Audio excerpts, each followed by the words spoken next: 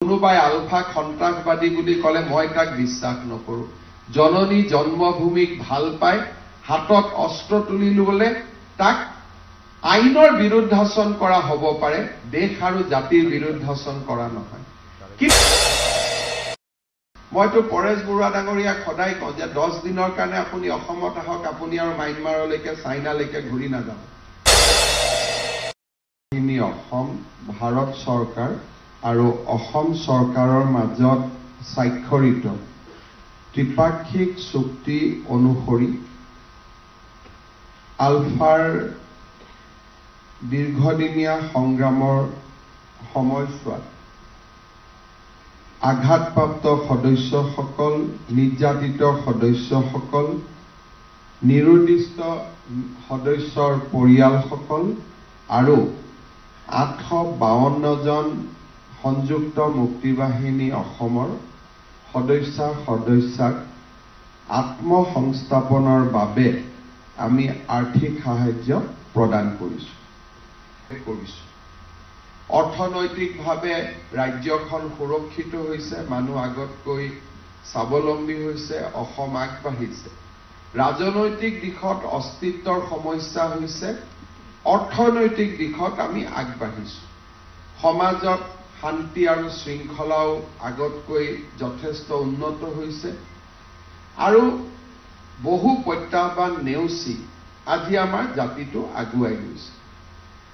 কেতিয়াবা যেতিয়া স্বাধীন অসমৰ আমি কথা কওঁ, তেতিয়া মোৰ মনত প্ৰশ্ন হয় যে ধুবুৰী, গোৱালপাৰা, বৰাক ভেলী, নগাঁও, মৰিগাঁও আদি অঞ্চলত স্বাধীন অসমৰ প্ৰাসংগিকতা ক'ত, য'ত অসমীয়াই একেবাৰে আটাইতকৈ বেছিকৈ সংখ্যালঘিষ্ঠ এটা জাতি।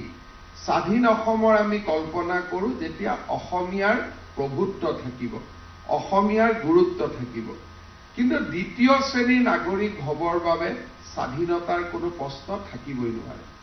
কেতিয়াবা যেতিয়া পৰেশ বৰুৱা ডাঙৰীয়াকো মই টেলিফোনত পাওঁ, তেখেতকো মই এটা কথাই কওঁ যে 80 দশক আৰু 2023 এই সমগ্ৰ সময়ছোৱাত অসমৰ ইমানেই পৰিৱৰ্তন হ'ল যে এতিয়া স্বাধীনতা অসমৰ সমস্যাৰ উত্তৰ নহয়, আমি কেনেকে অসমখনক সুৰক্ষিত কৰি ভাৰতৰ সমাজ জীৱনৰ বহল বুকুত থাকি অসমীয়াৰ পৰম্পৰা, সংস্কৃতি আৰু ভাৰতৰ ঐতিহ্য পৰম্পৰাৰ মাজত আমি আমাৰ জাতিটোক আগুৱাই লৈ যাব পাৰোঁ।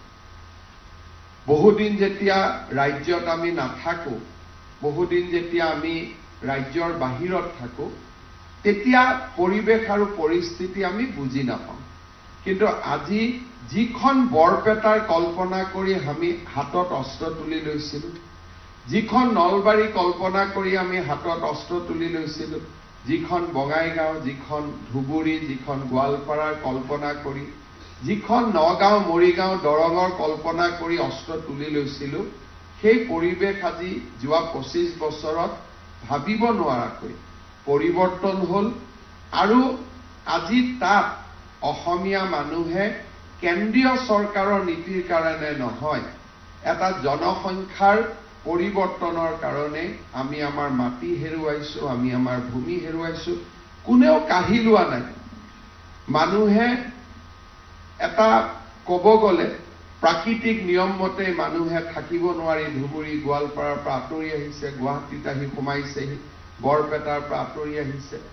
এতিয়া অসমক এটা সামগ্ৰিকভাৱে জন আন্দোলনৰ প্ৰয়োজন, য'ত আমি মানুহৰ মাজত বিশ্বাস ৰাখিব পাৰোঁ যে আমি সংখ্যাৰে নহয়, গুণগতভাৱে হ'লেও আমি অসমখনক ভৱিষ্যতৰ বাবে অসমীয়াৰ কাৰণে আমি ধৰি ৰাখিম। কিন্তু ভৱিষ্যত প্ৰজন্মই যেতিয়া এখন অসম দেখা পাব যে এইখন এখন সুৰক্ষিত অসম, পোনছাতে মনত পেলাব যে কোনটো সময়ৰ কোনটো ৰাজনৈতিক ঘটনাৰ কাৰণে আজি আমি সুৰক্ষিত অনুভৱ কৰিছোঁ। মই ভাবোঁ যে আলফাৰ শান্তি চুক্তিক ইতিহাসে সদায়ে পজিটিভলি আৰু ইতিবাচক দৃষ্টিভংগীৰে বিবেচনা কৰিব। এজন হিষ্ট্ৰী ষ্টুডেণ্ট হিচাপে, ৰাজনীতি বিজ্ঞানৰ ষ্টুডেণ্ট হিচাপে তাক মই গভীৰভাৱে বিশ্বাস কৰোঁ।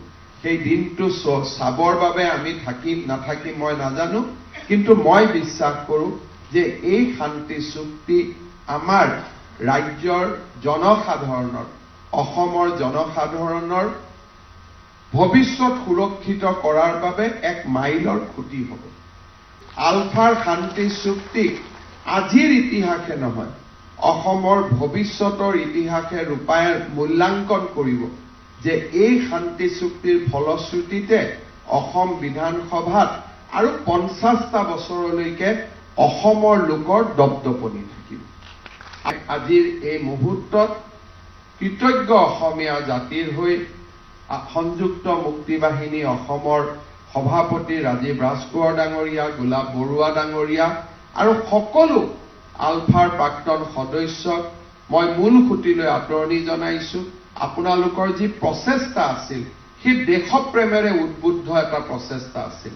কোনোবাই আলফাক সন্ত্ৰাসবাদী বুলি ক'লে মই তাক বিশ্বাস নকৰোঁ।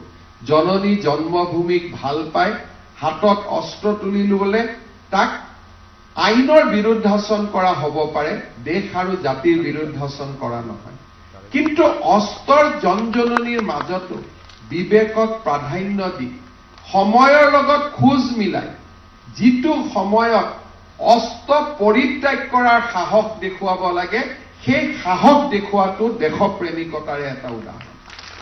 সীমিত সংসাধনৰ মাজত আপোনালোকক যি ধৰণে সহায় কৰিব পাৰে তাৰ বাবে প্ৰচেষ্টা কৰিছে। বিভিন্ন সময়ত মই আলফাৰ নেতাসকলৰ সৈতে কথা বতৰা পাতি থাকিম, আপোনালোকক কেনেকৈ সহায় কৰিব লাগে আৰু কেনেকৈ আগুৱাই যাব লাগে। আৰু কোনো কাৰণতে এৰি অহা সংগঠনটোক সহায় কৰাৰ মানসিকতা আমাৰ বুকুত ৰাখিব নালাগে। কেতিয়াবা যেতিয়া আজি হোৱা গ্ৰেনেড বিস্ফোৰণ, বোমা বিস্ফোৰণত প্ৰাক্তন আলফাৰ সদস্যসকলৰ নাম পাওঁ, মই ভাবোঁ যে সেয়া জাতিটোৰ বাবে শুভ লক্ষণ নহয়। যোন য'ত আছে থাকিব, অহাৰ দিনাখন কিয় কোনো ঘূৰি নাযায়। কাৰণ পৰিৱৰ্তিত অসমখন দেখা পায়। মইতো পৰেশ বৰুৱা ডাঙৰীয়াক সদায় কওঁ যে 10 দিনৰ কাৰণে আপুনি অসমত আহক, আপুনি আৰু ম্যানমাৰলৈকে চাইনালৈকে ঘূৰি নাযাব। কাৰণ এইখন অসম সেইখন অসম নহয় যিখন অসমৰ কাৰণে আমি কান্দিছিলোঁ। সেইখন অসম এইখন অসম নহয়। যোৱা 30টা বছৰ 40টা বছৰ জাতিটোৰ জীৱনলৈ বহুত পৰিৱৰ্তন আছে। আমি যেতিয়া আন্দোলন কৰিছিলোঁ, সন্মুখৰ পৰা আন্দোলন কৰিছিলোঁ।